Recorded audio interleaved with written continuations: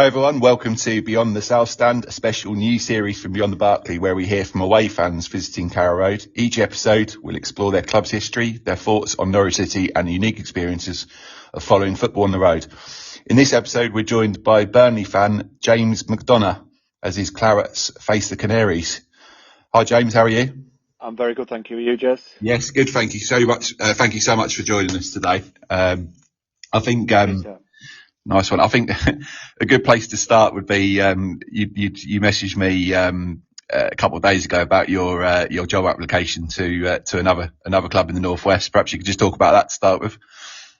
Probably less said about that, the better. If there are any Blackburn fans listening, it's a while ago that, but yeah. Long story short, we had we still have a very big rivalry with Blackburn. Yeah. At that point when we played them, they'd been kind of the dominant force for a number of years, and we'd not beat them, I think, 34 years at that point. It certainly got to 34 years. It might have been 32 or 33 at that point. We're beating them 1-0 in a big game at their place, about to beat them for the first time in my lifetime. And they got a very debatable last-minute goal, shall we say, in the days before VAR. Had that existed, it would have been a good few yards offside. But they got the draw, and it is what it is. And then the manager came out afterwards and made some quite disparaging comments about Burnley, saying how he hoped that it felt like our worst ever defeat and all this sort of stuff. And being a little bit of an emotional, passionate Burnley fan, I thought, how can I get one back over on them for this sort of thing? Anyway, the manager at the time, Michael Appleton, he got fired for his comments by his own chairman. Or certainly played a part in that. And Blackburn fans already weren't very very happy with the Venky's ownership. So this just kind of amplified that. So I wrote a spoof letter applying for the job, putting down all the usual kind of my credentials from managing Sunday League teams and customer service teams and all that sort of stuff, with the intention of relegating Blackburn and taking them through the leagues. So the letter went viral. I didn't think anything of it. It was just a bit of a spoof on Facebook, but the letter went viral. And then, to cut a very long story short, one of my good friends, he worked at the head office in Gibraltar for one of the gambling outfits. I'm giving away all the secrets here as to what actually happened. But he worked for one of the major betting companies in Gibraltar. And ironically, he's a Blackburn fan, but he sent me a message saying, James, love this story. He said, what do you think about putting you in the running for the job? Shall I put you on the odds? And I said, why not? Didn't think anything of it. And he said, give me 10 minutes, look later. And at that point, I was 100 to 1. So the letter started to share a little bit more virally. And then in my previous life, when I was at college and what have you, we'd done media studies. One of my friends was, he's got his own company that did some of the camera work at Turf Moor and things like that. And I said to him, why don't we do a spoof video and kind of imply that this is a real application that I've done? He agreed to it. We went to Ewood Park to film a spoof video outside the stadium, which you can see on YouTube. And one of my other friends, unbeknown to me, when we were on our way over there, rang up the Sun newspaper, tipped them off. So they turned up while we were having this video done, and it just kind of exploded from there and ended up going on all the papers and on social media. We ended up doing 3 videos, and then in the end, I kind of, I didn't know where it was going to go. It just kept getting bigger and bigger. I woke up one morning and my missus said to me, she said, James, I don't know what's true anymore. And I said, what do you mean? She said, I've just put GMTV on and you're on GMTV. So, the story exploded a little bit, and I still get collared by people about it now. So I used to kind of not talk about it so much. I got a little bit, in the end I thought, I've done this to death sort of thing, but now I just embrace it because people ask about it a lot. So now I must admit it was quite funny. So, when the Venky's threatened me with legal action, I realised that they've probably got better lawyers than me. So I issued a statement withdrawing my interest, saying that I've been offered a job managing a team in the Burnley Pub League. So that's how we cut an end to it. So I think the photo you sent me, I think you had better odds than Gianfranco Zola at the time. I think I'd have done a better job than him, to be fair. But, in all seriousness, the Blackburn did kind of struggle a little bit after that, and they probably did a worse job than I was threatening to do anyway. So it's all good. They did it themselves in the end. They got relegated not long after that. So. Yeah, fair enough. Yeah, so I mean, look, Burnley, Norwich. I think we were discussing, weren't we? There's been some. Would it be fair to say mixed results for both teams over the years? I think most recently we had 2 games against you just before you got promoted to the Premier League, which we both, Norwich both lost both of those games. Yeah. However, the previous year in the Premier League we did beat you 2-0 at our place. So I think. Sort of real mixed bag really, but I think we'd love to know a little bit more about Burnley. So I mean, perhaps you can just talk about your most recent stint in the Premier League. How was that, and what was the what are your reflections from that season, I suppose?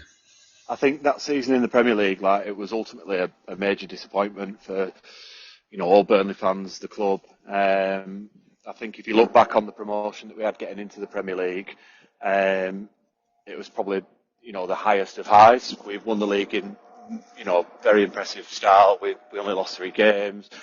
We went on a huge run. I think we won 10 games in a row at one point.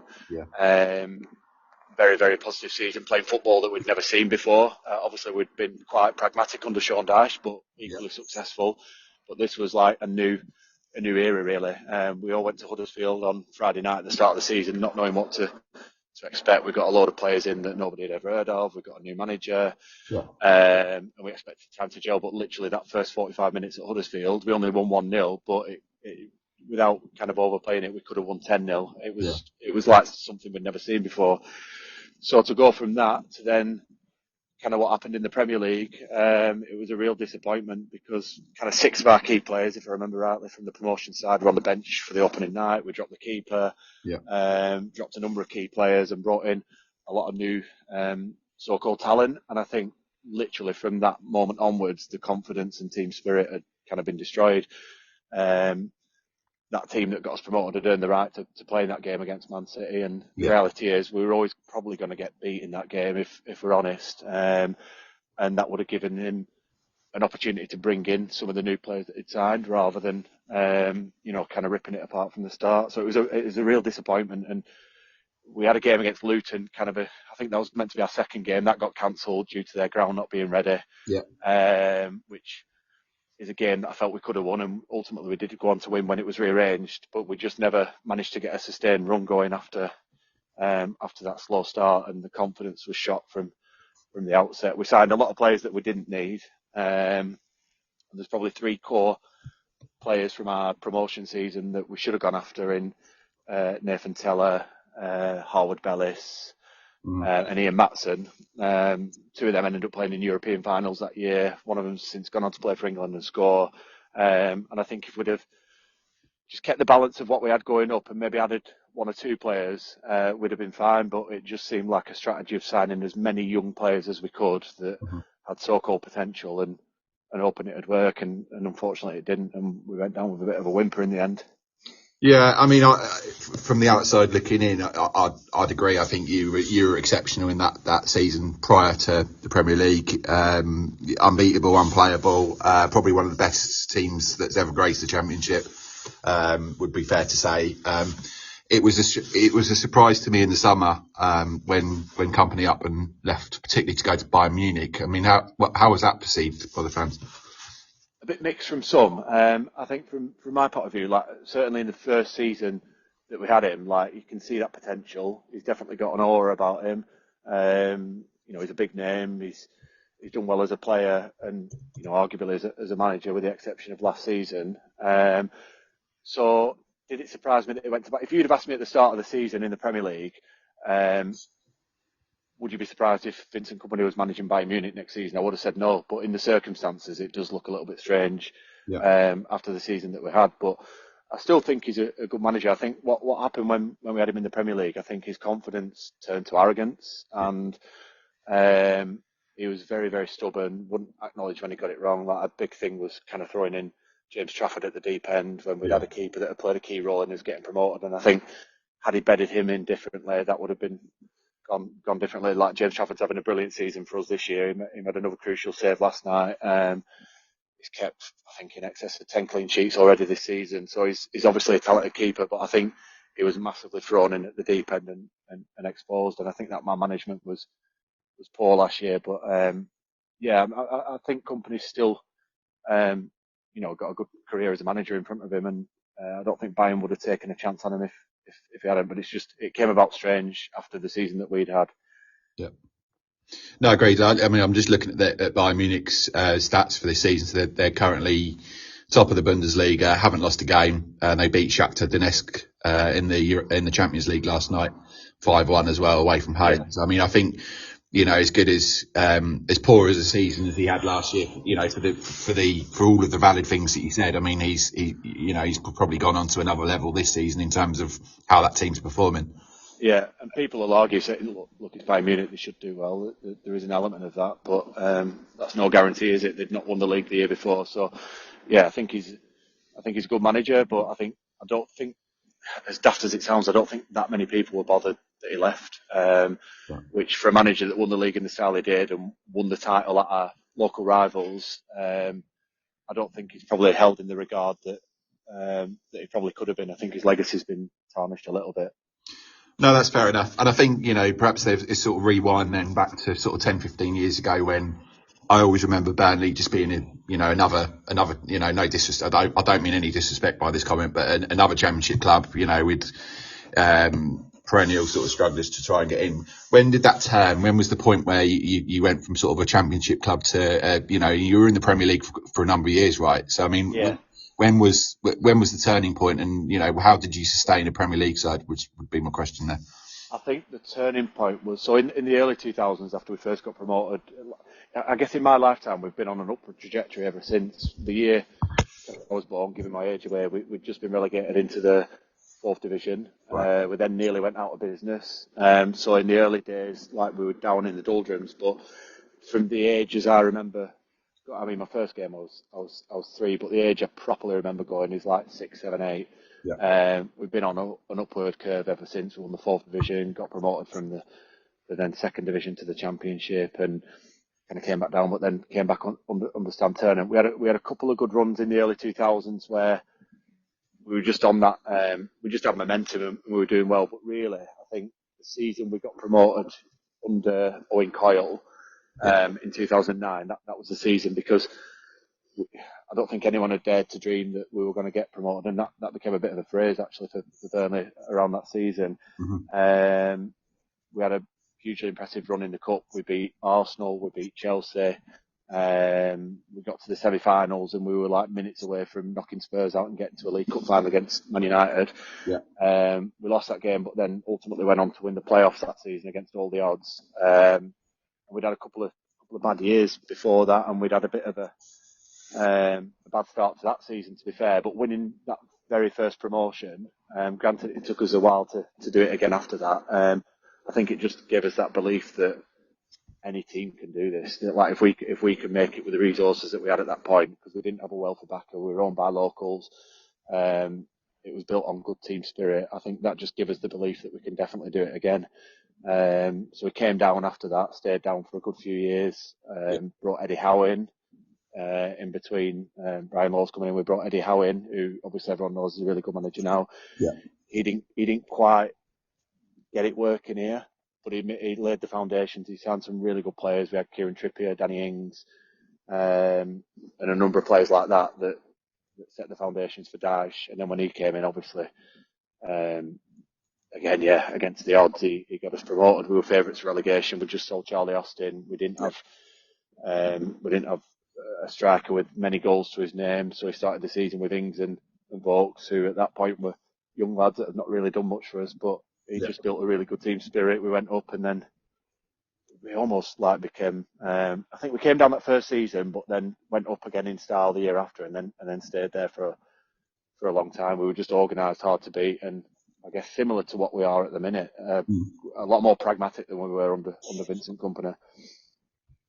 Yeah, no, agreed. I think you mentioned the cup run there, and I think the game against Arsenal, was that the infamous own goal which the Arsenal player scored in that game? I can't remember. That was Liverpool in an FA Cup game around about the same time, but a different season. But I think you're thinking of Jimmy Traore, who did backheeled it into his own net. I remember the game well, but Great finish. It was a rearranged FA Cup game at the start of January. But it was around that time that we were punching above our in cup competitions. So we beat Liverpool, we beat them, we beat Arsenal and Chelsea, like I say, and that opening night in the very first Premier League game, we had Man United, who had like Rooney, Berbatov, I think Owen was on the bench. They had a really, really good team, and we shot them and beat them 1-0. And they missed the penalty. Well, we saved the penalty, and I think it just gave us that belief. We had a really good home record, and then Owen Coyle left, and it all fell apart because it was all built around like the belief he had in the players and what he gave them to having themselves, sort of thing. So it was a lot of it was built on confidence and team spirit. And when he left to go to Bolton, I think that's when it all fell apart.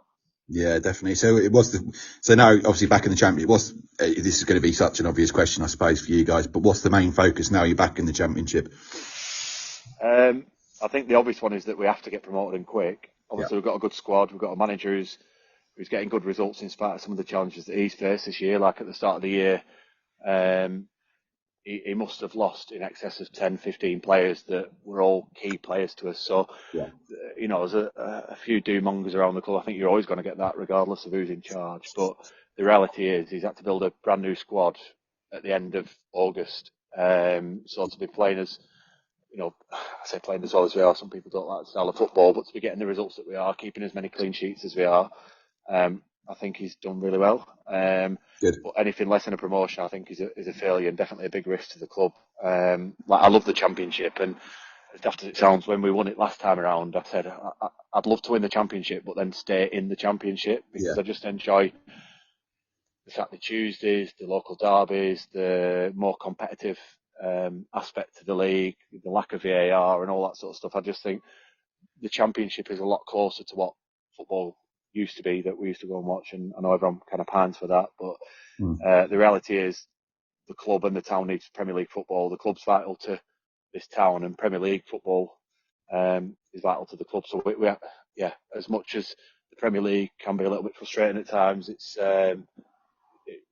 vital to this club, to be fair. Yeah, I've got a couple of friends. One's a Luton Town fan, one's an Ipswich fan, and I think they're both were very excited about getting promoted. But actually, as you say, I think the novelty wears off quite quickly there, doesn't it? And particularly if clubs of our size, I suppose it's difficult to compete sometimes, but sometimes you find that winning formula, I suppose. Yeah. Just for those, sorry, carry on. Go ahead. I was going to say, just for those that are sort of unaware about Burnley and never been there, never been to the ground, just talk a little bit about Burnley, the town itself, and what's the main sort of driver or pull, I suppose, to that town. I think the club is so integral to this town. It's the heartbeat of the town. Without having such a historic club and what have you in the town, I think the town would be a very different place. Everyone in Burnley supports Burnley. Don't get me wrong, you will see the odd United shirt, the odd City shirt or Arsenal shirt or whatever, but in general, pretty much everybody from the town who's a football fan or a proper football fan does support Burnley. The attendance is, there's like 70,000 people live in Burnley, and we regularly get 20,000 on. We have good followings away, and it's being totally candid, it's quite a poor northern town, like many towns around here, sort of thing. So it's football's expensive these days, but we still consistently get good support from our local fans. I think for away fans, it's probably a good away day as much as it gets a little bit of stake. You've got a traditional old ground. You've got a cricket club that's attached to the away stand where away fans come and drink, so you get that to yourself. And if you get an away game in summer, you can watch cricket before and after, and obviously go in the away end during the match. Don't get me wrong, especially on a game where tensions might be high, it can be. It can have its moments where it can be a little bit rough, but it's I think, like I said at the start, the club is so integral to this town. It's everyone in the town is passionate about it. Like if you don't, if you don't go on the match yourself, you certainly related to or know somebody that does. And yeah, it's been a big part of our life. Like I live very near to the ground, and yeah, it's something that's been passed through generations. My dad went on since the '60s, and my little lad's now coming on, and my nephew, and it's like a big family thing. I went on with my sister last night. Yeah. My nephews and nieces all go. So yeah, it's a big part of our lives. Fantastic. I mean, just jumping forward to sort of a question I was going to set later, but a little bit later on, but it feels like quite a good time to talk about it now. You said you had visitors Carrow Road previously. How would you compare Carrow Road to Turf Moor? I've only been to Carrow Road the once, but Yeah. it's very similar in many ways to Burnley. It's an old historic ground. It's not it's not one of these soulless bowls with plastic seats and all that sort of stuff that looks the same. It's a little bit higgledy-piggledy like ours is, where you've got different stands that were built at different times. Yeah. It seems like from memory it's fairly close to the city centre, and I imagine it's a good weekend away day if you're going down for a long weekend. I drove down when I went down, but we did go in a few of the pubs. We were welcomed down there. The fans all seemed really passionate, and again, similar to us, I think in recent years you've been owned by kind of locals as well, so there's just a different feel to the club when you're owned by local fans, I think. So yeah. And is that still the case for Burnley, or who are your owners these days? Yeah, it's not now. We sold out to some Americans recently, so it's not owned by locals. It was a leveraged buyout, so there's probably not that same sort of thing. The reality is, if you're owned by a local contingent, you're only going to get so far. We definitely needed more investment in the playing side. To be fair to the previous regime, they'd done wonders in terms of developing our training ground and our facilities and our stadium and things like that. But they can only take us so far. So I think everyone was accepting that at some point we probably will end up getting sold off or bought out. But some are a little bit more comfortable with the new ownership than others. I think as long as we get back into the Premier League and perform, I think we're going to be all right. But it only takes one or two bad seasons in the Championship, and financially we could be in a bit of a mess based on the way that the club's been bought. So yeah, I'm not one who's kind of chanting to get the owners out, as some might be, and they've not had a lot of that. To be fair, they've not, people haven't been really vociferous about that, but that's probably because we've been relatively successful. But I think if we don't go up this season, I think the ownership might come under a bit more pressure than they've experienced so far. Similar to Norwich then, I mean, we had Delia Smith, who obviously are away fans and will know really well through her her status. She was with the club for 28 years. Done relatively well with what she had. A similar sort of story to you guys, really. We just sold out to American owners, which it sort of concluded for about a month or two ago now. And I suppose it's a bit early for us to sort of tell how it's going to be, but we had a bit of a prolonged, I suppose you call it a bit of a prolonged takeover. So Mark Atanasio, who's now our owner, he was on the scene about 3 years ago, but it took 3 years for the balance of power, I suppose, to shift over or the shift of power, should I say, across to him. Delia was hanging around, and I think that annoyed some fans, but I think at the same time, it was the right time to do it. She was almost sounding this bloke out. And I think that was a sort of a crucial time for us, really. But I think we're probably a little bit behind you guys in terms of our development, because I think Burnley have got a massive chance of going up again this year. I mean, look at the league table, you're 3-4 points off top at the moment. Yeah, we'd have gone top on Friday if we'd have won, and then second if we'd have won last night. So we're definitely there or thereabouts, and I think we will be. But yeah, I think you guys have, you're certainly a little bit ahead of us. We had a new manager at the start of this year, Johannes Thorup, I can never pronounce his surname, from Denmark. A new director of football came in from Arsenal last year as well. So we're kind of, again, I'd say a little bit behind in terms of development, and a lot of Norwich fans are seeing this season as a bit of some want us to go up, and understandably so, but a lot of fans are sort of saying, right, well, this is a bit of a transition season. Let's see what Thorpe can. Let's let him bring his own men in. We've still got a lot of the old hangover from the Wagner and Weber days. So yeah, that's where we're at the moment. I think it's quite a similar place. Yeah, you've been similar to us. You've been on an upward curve in general over the last kind of 20, 30 years. And yeah, like ours, I imagine most fans are realistic and positive, but you'll always get the kind of louder minority that don't agree with the ownership or don't agree with the football or don't agree. I think we're very similar. I think football in general is like that, isn't it? But yeah, I'm kind of sceptical about the long term under our ownership. Like I say, especially if we stay in the Championship. But yeah, as long as we keep that momentum and keep going up and staying up, we should be all right. yeah, I think like if you look under Dyche as an example, when we had our successful seasons under Dyche, they were built on kind of long-term squads, trusted, hard-working British players. You had the likes of Ben Mee, George Boyd, Sam Vokes, Heaton. They kind of epitomise what Burnley fans wanted to see. yeah. And I think, we've struggled a little bit since the American ownership have come in, where there's been this constant recycling of players. So it's a little bit difficult for us these days to associate with players and build a rapport with them and all that sort of stuff, because it seems like, they're only one transfer window away from kind of being sold if they've had half a decent season, sort of thing. So yeah, I think that's where fans are struggling a little bit our side. But yeah, I like Kompany. I think he's pragmatic. I think Parker. He's pragmatic. Yeah, I think he's willing to adapt. I think he's, he trusts players who might have been overlooked as well. CG Egan Riley, who's centre half for us. Like, I don't think any fan would have saw him as a starting player this year. Mm-hmm. But Parker's backed him, and he's probably been the success story of the season, sort of thing. So, so much so we probably need to get him tied under a contract, because he's out of contract this year, and he's only a young lad. But that's where I like Parker. To me, he strikes the balance between Kompany and Dyche pretty well. So I think we'll go up. I think we'll finish top two. But I don't want to be complacent.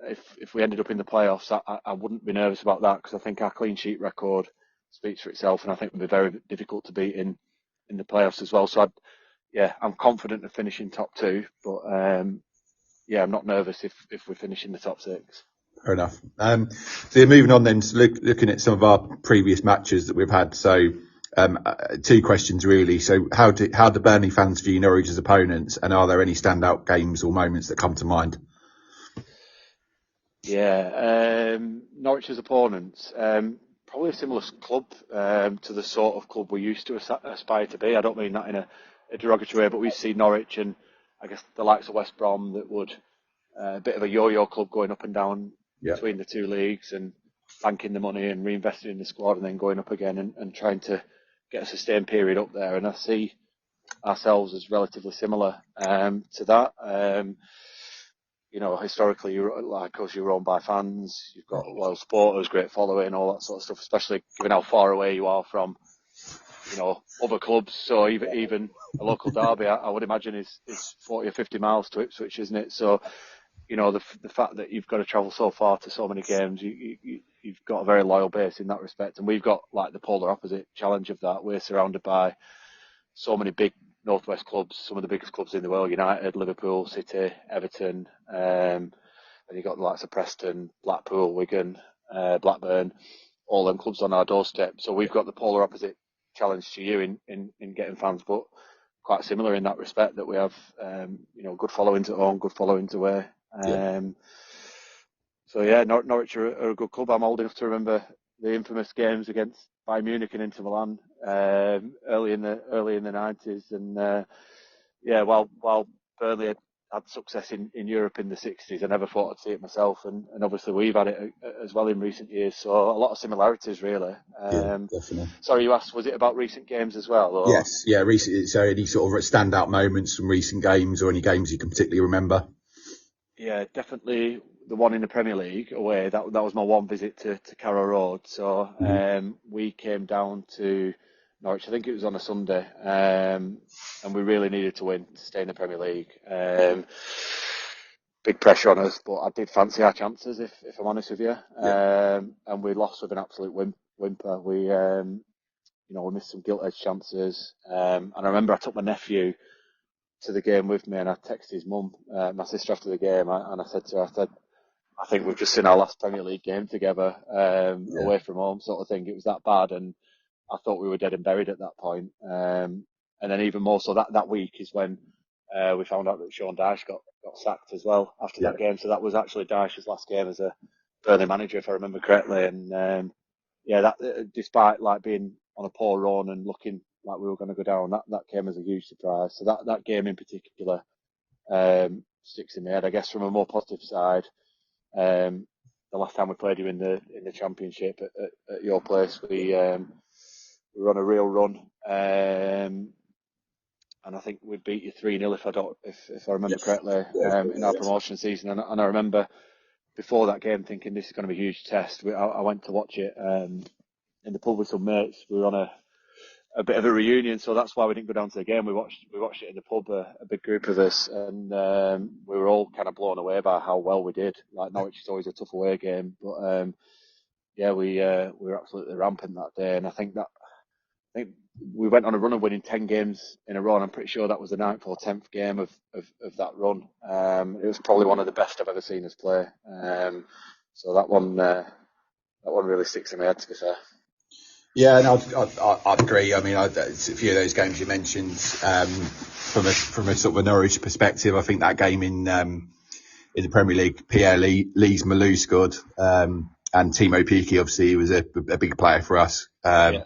They scored in that game. I think ultimately it didn't really do much for our season, so I think we still got relegated, if I remember correctly, that year. Yeah, but you still give us plenty of stick. I remember being right next to the Norwich fans, and that's what I like about a ground like that. You're right next to the away fans and the home fans, and if it goes your way, it's a nice place to sit, but it didn't our day, so it wasn't so much of a nice place to sit. No, and then I'm looking back sort of even further to sort of 2012 when we were in a bit of a sustained Premier League part of our history, I suppose. We had 3 years in the Premier League back in those days with Paul Lambert as our manager, and we beat you 4-1 in a cup game, that was at Norwich as well. Yeah, vaguely remember that. Jay Rodriguez scored. I can't say getting beat 4-1 sticks in my head that well. I try and forget them ones, but I guess in reverse, like a more positive one for us was under Dyche in the Premier League. I think you'd just come up under was it Farker that you got promoted under? I'm pretty sure it was. And you came to Turf Moor and you had a reputation for playing really good football. Mm-hmm. You had the lad who's at Blackburn now, Campwell. Yeah. And what's the Spanish? You had a Spanish winger, I think, if I remember correctly. You thinking of Buendia? He's Argentinian. Argentinian guy. Sorry, yeah, you're correct. Yeah, that's him. And you came to Turf Moor to play football against us, and a little bit similar to how we were under Kompany when we got into the Premier League, and that was the sort of game that Dyche really thrived under. And I just remember we absolutely suffocated you. We let you have all the ball, do whatever you wanted to do with it, and then we just caught you on the counter. And I can't remember the score. I'm pretty sure it was 2-0. But that game always stuck in my head. That these teams that come up and try and play football, like it's a different level when you get up to that level, and we had the reverse problem of that last year. So that one sticks in my head as well. But yeah, a few games down the years. No, definitely. And then I suppose we should look forward to this coming Sunday, and then maybe look at some of the old players that have played for us. So, I mean, looking at this Sunday coming, what are your thoughts? We seem to be better away from home at the minute. We've gone to some so-called tougher grounds. Granted, some of these teams aren't playing as well as they used to. So we had Stoke recently and went down there and did a good job there. We seem to have a really good record away from home at the minute. I think that's where there's a bit less pressure on us, more onus on the home team to try and attack us. Yeah. And that's where we tend to do well. Like we won away at Leeds, where they had probably 70 or 80% of the ball. We caught them on the counter and beat them. Whereas like games like last night, where we're playing Derby, sticking 10 men behind the ball, and trying to nick a point, maybe nick a goal, sort of thing. And no disrespect to them, they're playing to their strengths and saying to us, "Come on, see if you can break us down." I think they're the games that we actually struggle in. So if you come out and try and attack us, I actually feel like we'll have a better shot of winning that game. I just feel more confident away from home at the minute. But you're a top half side. You've got some good players. You're at home. a long trip down there for us. So I certainly don't expect us to walk the game. I think if you offer me a point now, would I take it? Probably. But realistically, I'm fairly confident it's a game that we can win. Yeah, I mean, some of the things you mentioned there. So possession based, that's us. We like to keep the ball. Attacking, he employs a bit of a counter attack. Likes to play out from the back, try and invite a bit of pressure. I think did you say you beat Leeds, who had a lot of possession? Yeah, and Leeds we beat Leeds, yeah. Current at their place, right? At their place, yeah. Yeah, so Leeds currently top of the league. So I think would I take a draw 100%? 100. Yeah. I think it'd be a good result for us. We haven't lost. We've lost one game in this calendar year at home, which was against Bristol City a few weeks back. We're coming off the back of quite a bad, and we're still currently seeing it actually, injury and suspension record. Kenny McLean, who is much maligned by Norwich fans actually, but does a certain job and does a certain job well, is currently serving a 4-game ban for hitting someone off the referee. Is that the certain job that he does?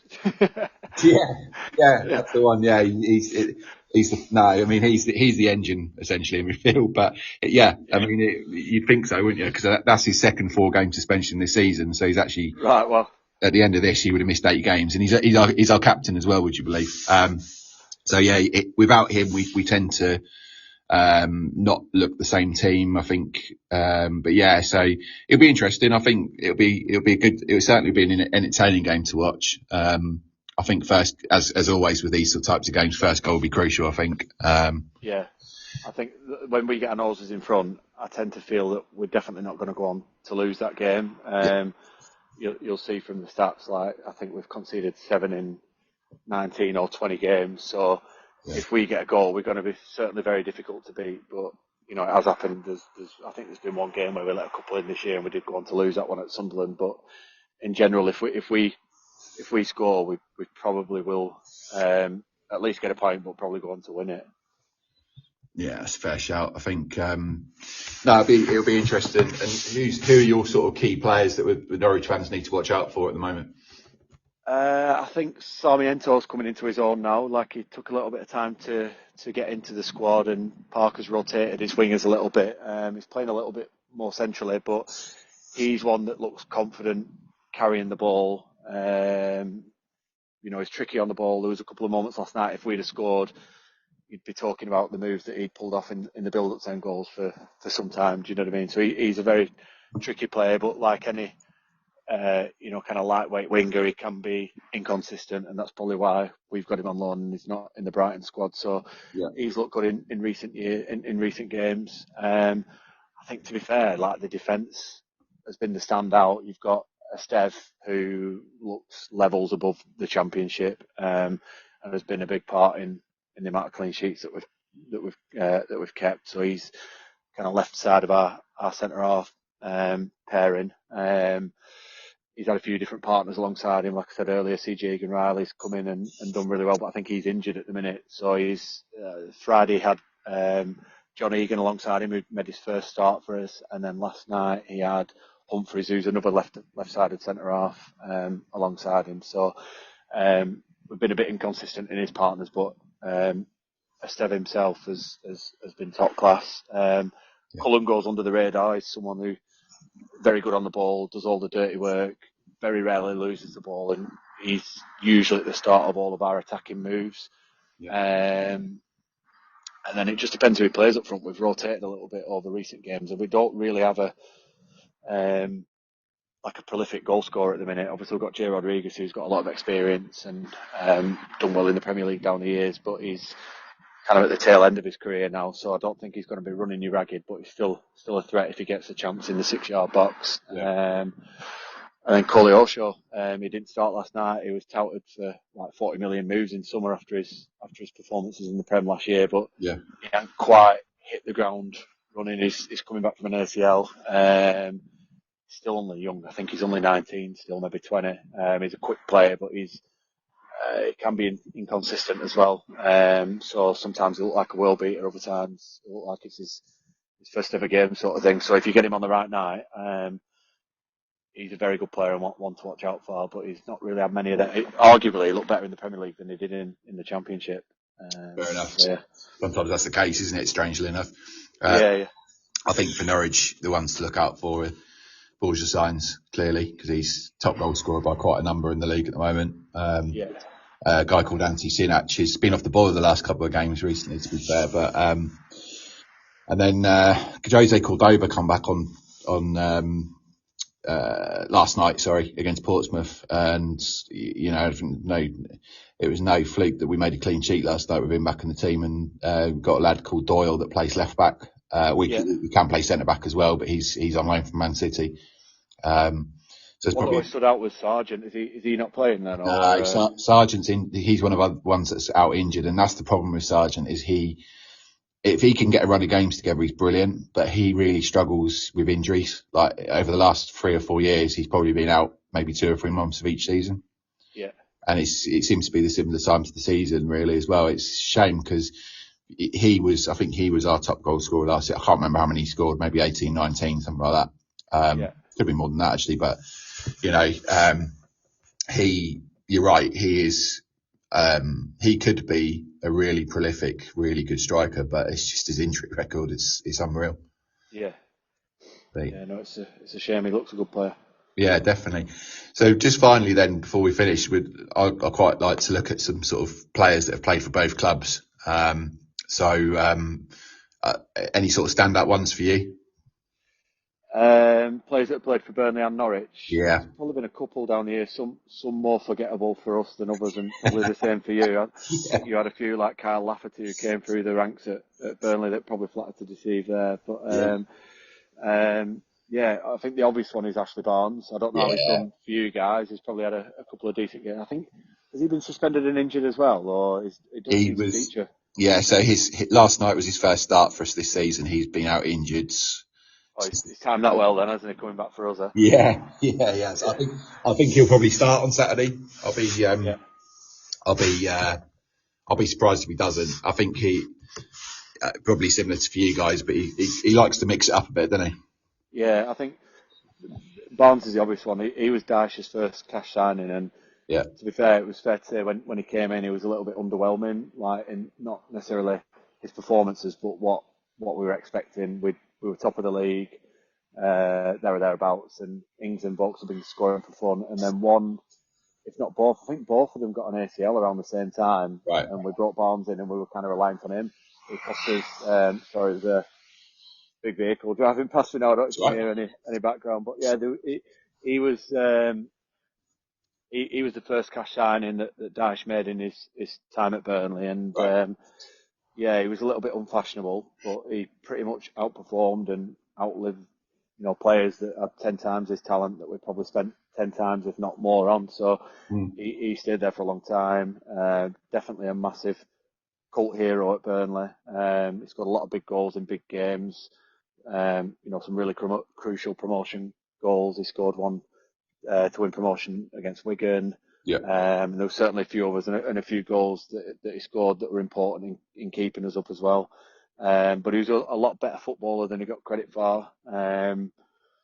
You'll probably see so. He's just strong, determined, and he just gets it. He was a proper fan's favourite. He knew what it meant to play for Burnley. He knew what the club meant to the fans. And I think his performance against Blackburn when we got promoted, when he'd been written off again at that point, was stuff of legends. He scored 2 goals in that game, one of which the keeper ended up in the back of the net after he got a little bit excited, let's say, when he scored and put the ball in. But for me, like, his best performance was actually, we played away at West Ham a few years ago and we absolutely destroyed them. We beat them 3-0 on our run to Europe, and he was brilliant that day. He either scored 1 and set up 2, or scored 2 and set up 1. But him and Chris Wood were brilliant that day, and he just knew Burnley, knew how to get fans fired up and opposition fans and managers wound up, sort of thing. I think that day at West Ham, I think he gripped a pitch invader as well, which is typical Ashley Barnes. Yeah, I think every club needs an Ashley Barnes. Outside that, I'm trying to think who else you've had. Probably Dean Marner,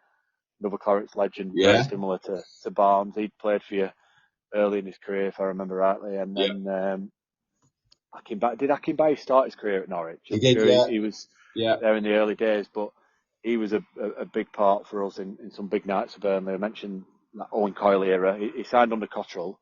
I think he left for Sheffield United, I think, and then came back. So he was better in his first stint, but in his second stint, he still had some, he still had a crucial role to play. He scored a goal in that game where we won at Chelsea in the Cup, and I think he was quite an influential part of some of the younger players' careers at that point as well. He was getting on in his years, but he was a massive fan favourite at Burnley. I know he was not always the case at some of the clubs he was at, but he certainly was at Burnley. Yeah. I remember him scoring a hat trick on down at Luton when we had one of our midfielders in goal because we'd had a keeper sent off. So his 3 goals won us that game that day. So Akinbaye was a big one for us as well. Yeah. I've just got a couple of others. I think you've had some rubbish out from our end to you, to be fair. Well, I'll mention a couple of others. I think Ben Gibson's probably more recent because I think we actually got him from you, didn't we? I think we bought him from Burnley. Is that right? Yeah, he came with a big reputation from Middlesbrough, and everyone was very excited about him coming in, but he never quite got the break. I think Ben Mee was in bad form at one point, but then he ended up getting an injury. I think he got sent off or injured in one of our European games in Athens when he against Olympiacos when he was getting a chance, and then that was it. He didn't get a run after that, and then he came in against Everton. I think it was on Boxing Day, and he actually scored that day for us. But we can't remember the final score. We got beat by 5 or 6 in the end. We got absolutely thumped, and we were in a really bad run of form. And he got dropped out, and then the keeper Joe Hart got dropped out, and we ended up staying up quite comfortably in the end. But Gibson came in with a good reputation. I think there's a player in there, but we never saw it. Well, it's interesting because he started really well for us, and it was a season where we, it was behind the closed doors COVID season in the Championship, and got us promoted. But his reputation fell away quite quickly, and Norwich fans, myself included, probably thought, "Well, where's this player guy that we saw at the start?"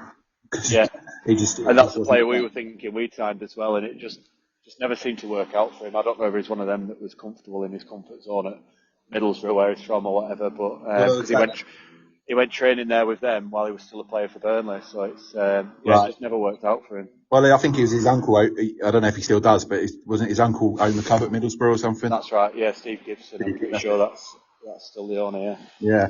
Jason Shackle. Yeah, he was the opposite for us. He was brilliant with Shackle for Burnley. In the promotion season under Dash, I think it was the first Dash promotion season. He was crucial to us. He played a real part in a properly solid defence that we had. But he scored a goal at Ewood Park as well. So I think that was our first win at Ewood in 30 odd years, and he scored a good header. I think it was the equaliser in that game that we then went on to win, and that was quite late on. But he was really good for us. But then he started itching for a move to get more money and ended up going to Derby. I think he left with a bit of a sour taste with the fans and with the players by all accounts. But he came back. We played Derby. I think it was the second promotion season under Daesh. We got relegated, then got promoted again, and it was that second promotion season under Daesh. We were up against Derby, who were doing quite well in the league themselves, and I think they might have been third and we were second or something like that. We were both up at the top end, and we absolutely battered them that night, and I'm pretty sure he scored 1, if not 2 own goals in that game as well. So it's quite a funny one, that. But he was a brilliant player for us. But not despite how well he played for us, he's not one that fans really remember as a legend, and maybe he should have been could have stayed on. Obviously, just one more to mention from sort of the playing aspect. I think Nathan Redmond for us was superb, and then we got. Yeah, can you still hear me, by the way, John? I can, yeah. I just heard a bit of background noise, but I was hoping you were all right. Yeah, no, it's all good. Yeah, I'm just walking up the road now, and there's a bit of noise. I'm going back to work, but Nathan Redmond was a player that I really admired. When he was coming through, I think he started off at Birmingham. He always looked like a very, very good player. He's obviously since signed for us, but it's not worked out for him. He had a bad injury, and then just never got back into the squad. But there's certainly talent in there. He's actually younger than I thought he was. For some reason I thought he was a little bit older than he is now, but I think he's still late 20s. So there's definitely time on his side for him to make a name for himself here. He's the sort of player, especially at this level, that can definitely make a difference. So I'm hoping that he gets back in. Yeah, I hope so. I agree. I think it's quality. I think the time he played for us, he got us. He scored the second goal in our Wembley win against Middlesbrough. So he was quality for us. I mean, there's two more sort of honourable mentions really. Scott Parker did play for Norwich. I did know that. Yeah, very briefly. Early in his career.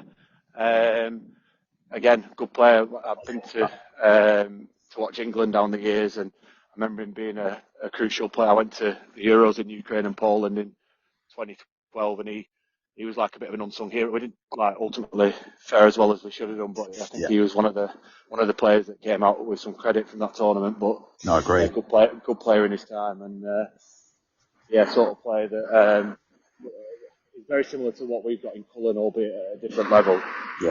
Every team needs a player like that. And of course, Craig Bellamy as well, your assistant manager last year, started career.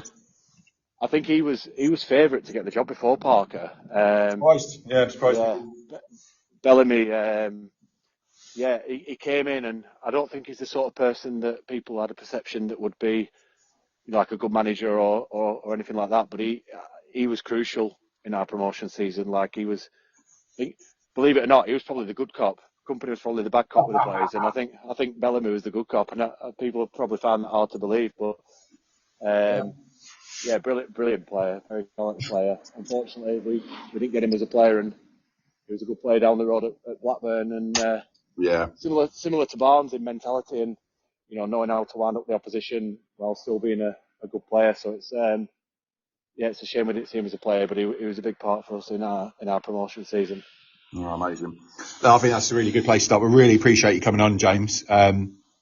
Appreciate your time. It's been good to chat. Yeah, absolutely. And obviously, if you do ever end up coming to Norwich or Norwich and Burnley, I'll certainly give you a shout. We'll be good to meet you for a pint or something. You'll be looked after in Burnley, don't worry. Thank you. Let's have a little prediction before we finish then. What do you reckon? I am going to go half-time draw, full-time Burnley. I'll say 2-1. I don't think there's been a 2-1 this year. I might be wrong, but I might be a bit ambitious with that. But I'm going to go. Half-time draw, full-time Burnley. I think we'll score. I think that'll be the first time Trafford's beaten for 6-7 games, is it, or something like that. He let one in on Friday, but he's kept a lot of clean sheets. Right. Around that. I think he had 6 in a row, something like that. Okay. So I think we'll score. I think I'm going to be optimistic, and this is very optimistic given who we're playing, but I think it'll be a 1-1 draw. I thought you were going to say 3-0 then. So. I don't think 1-0 is as optimistic as you think. I think that's probably the most likely outcome if I'm totally honest. But I'm just sometimes go in my heart, not my head, and that's where I'm leaning towards 2-1. That's fair enough. Okay, well, thanks once again, James, and for everyone else listening, you can follow us on all of our social media channels, which is Facebook, Instagram, and X, and we are also now available on YouTube. If you would like to get in touch and be on the show.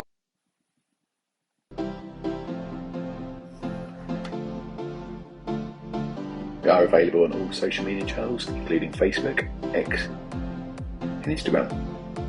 Thanks for listening, and tune in soon.